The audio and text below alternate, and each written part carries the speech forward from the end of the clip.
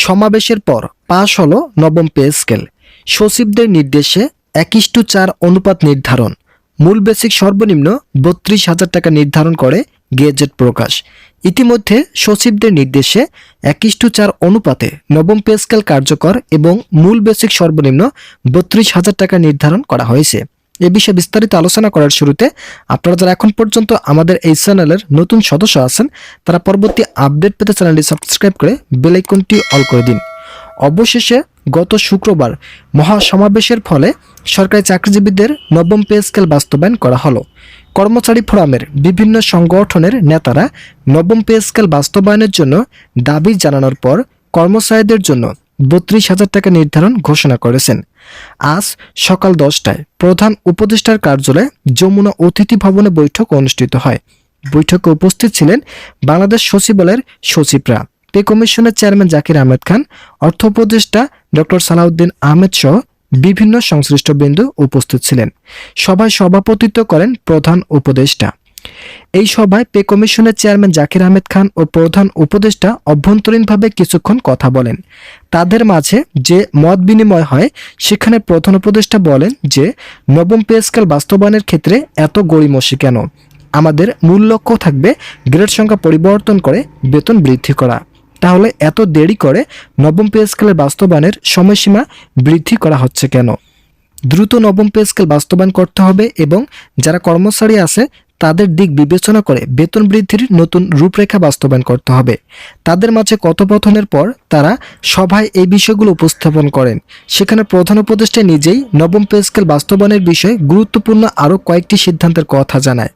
Doctor Yunus বলেন, আমাদের উচিত এবারের নবম পে স্কেলে বৈষম্যহীন নতুন তালিকা প্রস্তুত করা।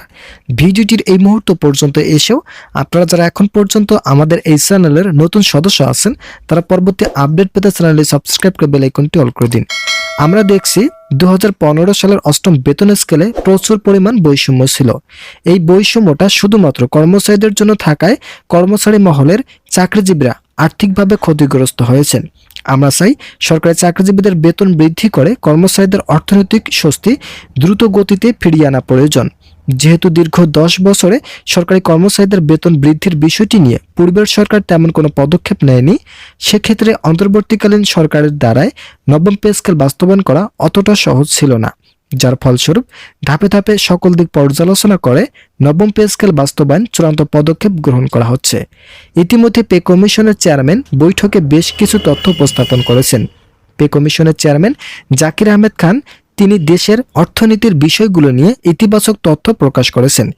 যদিও অর্থ উপদেষ্টা ইতিমধ্যে দেশের অর্থনৈতিক ঘাটতি এবং বাজেট সংকটের কথা বলে কর্মচারীদের ভিতরে অস্বস্তি তৈরি করেছিলেন, তবে অন্তর্বর্তীকালীন সরকারের প্রবল সদিচ্ছার ফলে নবম পে স্কেল বাস্তবায়নের নতুন সিদ্ধান্ত সামনে আসে।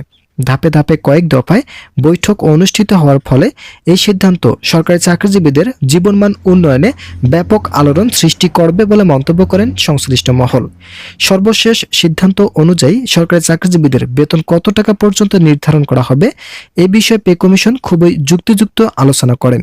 তো বন্ধুরা, যারা যারা সরকারি চাকরিজীবী আছেন তারা পরবর্তী আপডেট পেতে চ্যানেলটি সাবস্ক্রাইব করে বেল আইকনটি অল করে দিন। সকাল 10টায় যমুনা অতিথি ভবনে বৈঠক চলাকালীন সময় পরিকল্পনা উপদেষ্টা ও বাংলাদেশ সচিবালয়ের সচিবরা একটি দিক নিয়ে আলোচনা করেন। সেটা হলো অবসরপ্রাপ্ত সরকারি চাকরিজীবীদের ভাতা বৃদ্ধি। সচিবরা বলেন, শুধুমাত্র সরকারি চাকরিজীবীদের জন্য বেতন বৃদ্ধি করলেই হবে না, যারা পেনশনার আছেন তাদের জন্য ভাতা বৃদ্ধি করতে হবে। অবসরপ্রাপ্ত সরকারি চাকরিজীবীদের জন্য নবম পে স্কেলের আওতায় বেতন বৃদ্ধি করার মাধ্যমে তাদের আর্থিক সচ্ছলতা ফিরিয়ে আনা দরকার। বর্তমান সময় একজন সরকারি চাকরিজীবী অবসরকালীন ভাতা মোট বেসিকের 45% পেয়ে থাকেন। বিশেষ করে যারা নিম্ন গ্রেডের চাকরিজীবী আছেন তাদের জন্য এই ভাতাটা পুরোপুরি অযৌক্তিক এবং সামঞ্জস্যপূর্ণ নয় বলে মন্তব্য করেন সংশ্লিষ্ট মহল, যার ফলস্বরূপ অন্তর্বর্তীকালীন সরকারের নির্দেশে পেনশন সুবিধা 90% থেকে 100% বৃদ্ধির সিদ্ধান্ত গ্রহণ করা হয়েছে। এছাড়া অর্থনীতিবিদরা বলছেন, সরকারি চাকরিজীবীদের জন্য 90% পেনশন সুবিধা বৃদ্ধি করা হলে তারা অবসরকালীন সময় স্বাচ্ছন্দ্যে জীবনযাপন করতে পারবেন। তাদের কথার উপর নির্ভর করে অর্থ উপদেষ্টা নতুন কয়েকটি সিদ্ধান্ত গ্রহণ করেন এবং অর্থ উপদেষ্টা পে কমিশনকে নির্দেশ দেয় দ্রুত গতিতে খসড়া সংশোধন করার জন্য। যার ফলস্বরূপ খসড়া সংশোধন করার মাধ্যমে সরকারি চাকরিজীবীদের জন্য অবসরকালীন ভাতা বৃদ্ধির নতুন উদ্যোগ শুরু হয়েছে।